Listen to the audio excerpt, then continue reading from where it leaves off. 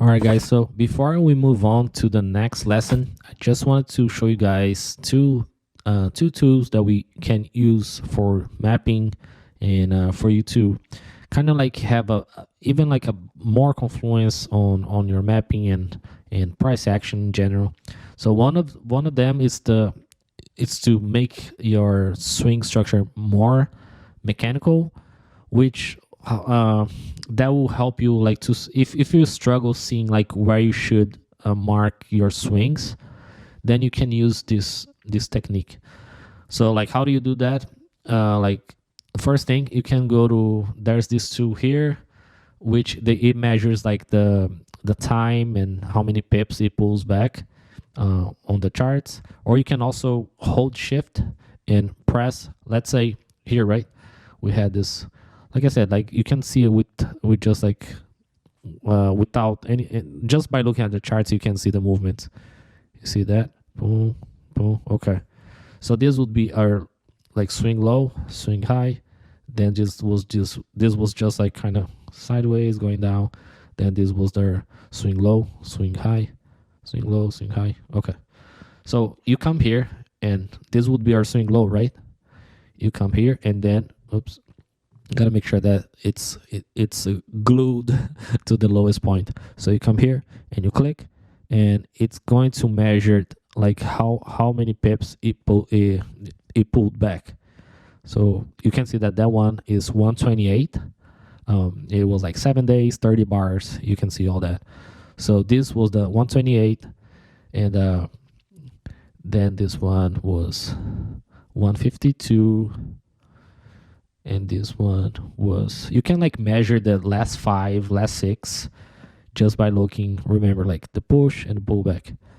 So whatever the lowest number is, you see like this is 95. So you can make a rule. If price pulls back like less than 95 pips, then you're not gonna set it as a swing pullback. Let me zoom in here. So like let's say price only pulled back like 60 pips. So then you're gonna see that this is not a swing low yet, you know. So then you could, like, you would have your swing high here, and price could just come here 60 pips and continue down, and then do a bigger pullback, and this would be your swing low, and that will be the swing high. And you could even like see here, if you didn't want to set this as your high and this is as your low, this would be just a pullback, and you see it didn't break above that, and it would continue down. You see that it works the same way. The mapping is just to help you. So yeah, so measure the last 5, 6 swings, the swing structure, see which one is the lowest number, and you set that as a rule. So if it pulls back less than 98 pips, I'm not gonna set this as the swing. Okay, that's one way for you to make your swing more mechanical. And another tool we use, it's the discount and premium price.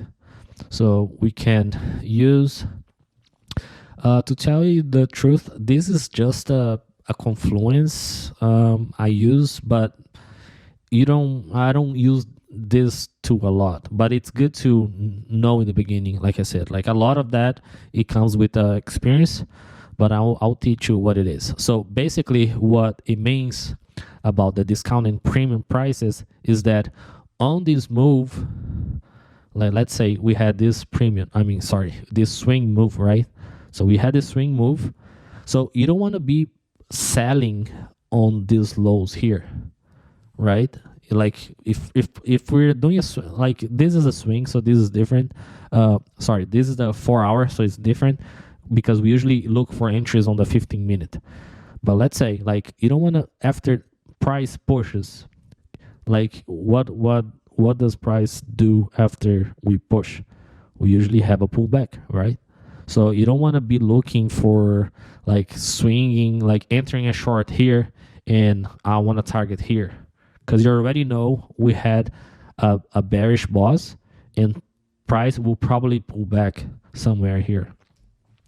So what we use is the Fibonacci tool. Yeah, you can. It's called a Fib retracement, Fibonacci retracement. So you're gonna use that too, and like click on top of your swing to the low of your swing. Let me just remove these extensions here. So you're gonna set yours at 0, 1, and 0.5.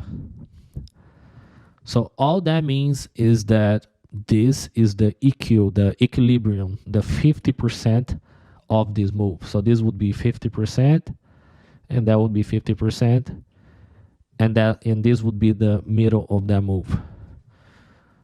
But you can see that price doesn't need to go there. That's why I don't use this tool a lot. I just wanted to let you know that you can be using this confluence, because sometimes, let's say there's a, like later on we're gonna be learning this, but let's say your most recent supply is all the way up here, but price already got to the equilibrium, so it doesn't need to go there either, but it already reached your 50%, your equilibrium, and it can just go from here, you know. So you might be like, okay, I'm not gonna be taking longs because it already reached my equilibrium area. So this is a good tool that you can keep, and that works for any time frame. You can use for any of the like internals as well, but it's better used on the swings, so you can see every time. Let me see here. Yeah, so you can maybe like use it here. You see that now, after we had this push, we could expect price to come to like the 50% equilibrium. You can see that the charts and the price, it moves like pretty organized, you know. Now it reached this 50%, which aligns with this supply here. You see, and let's see what happens next.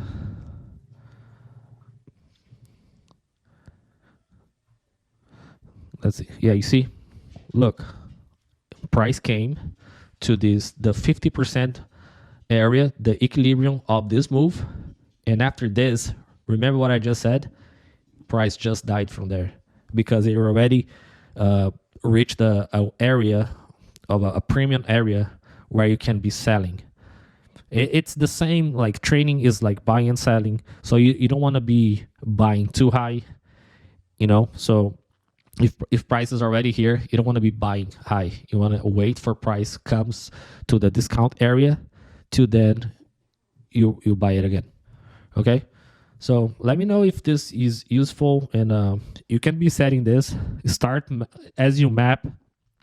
You start using this tool to map the areas where of the swings and see how price reacts to that. And yeah, I think this is a very good tool. So if you guys need any help with this tool, or if you have any help also with the swing structure and how to map it mechanically with the pip count, let me know, and I'll see you in the next lesson.